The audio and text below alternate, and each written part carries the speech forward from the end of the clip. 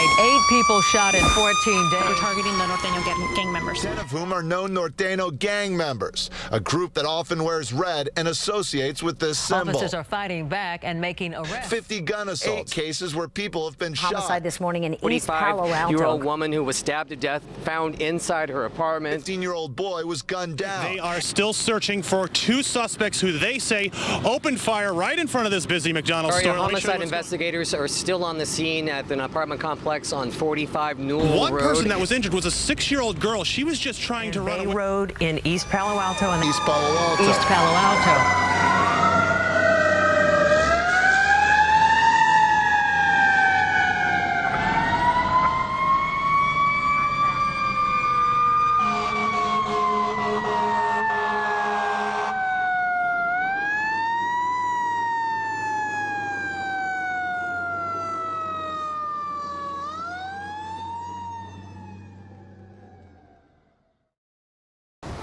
Yeah, at night I hear gunshots. And does that scare you?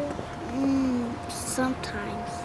Yeah, in the news they say that people keep on shooting other people with guns at night. I also hear people stealing stuff from their cars.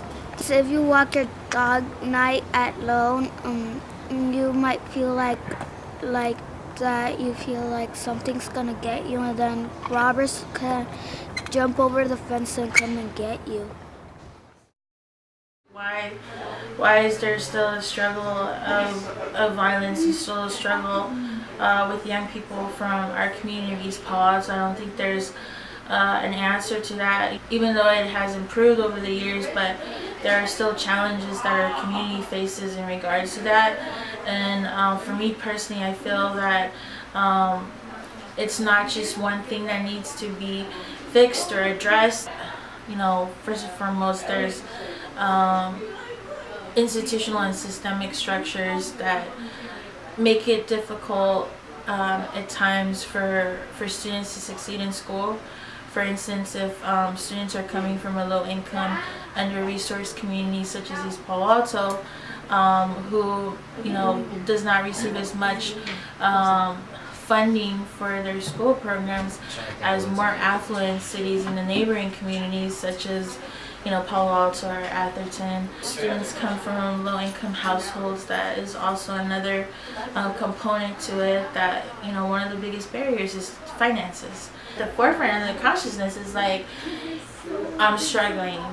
I have to worry about the fact that I got evicted. I have to worry about that I need to go find a job because I need to support my family, which means that I'm not going to be able to concentrate as much as I should be on my schoolwork. I had to worry about, that I lost someone yesterday, It's just like a lot of things. They talked about being ignored by teachers and, some students just like failing since ninth grade. We're now juniors, but nobody cares. They're just being written into the next grade. Come to class and, it's just accepted that, oh yeah, they're the student in the back of the classroom with their head down. Being directly told that, they're not going to succeed, or that they're not this or they're that. I think I knew about discrimination happening to our students, especially from students in East Palo Alto, but I don't think until I actually sat at those meetings and heard the numerous stories of, being strip searched and being the first students to being strip searched if something was missing or went missing, and it's like, it's like really like, and to think about what that does to a kid, not only their mental health, but what that does for their outlook in life. The Foundation for a College Education, FCE, is an after-school college access program that focuses on increasing the number of students of color from East Palo Alto or similar communities who are eligible and able to not only enter college, but who are also able to graduate from a four-year institution. So for our high school program, what we do is make sure that our students are coming in and are taking the right courses. We make sure that our students are scheduled for A through G courses, so that way they're eligible for the UCs in 4 years. We provide SAT prep classes. I also do volunteer recruitment, so we provide tutoring for all of our students. And so the volunteer recruitment is really just to reach out to our community and those around to see if they would be able to come in and offer services to our students. You know, I feel very passionately about that.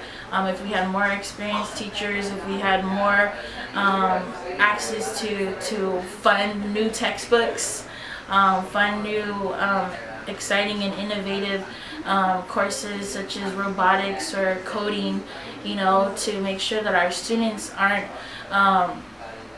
increasing the gap. I think education will be a very big step towards resolving many of the challenges our community faces. So why FC and why education?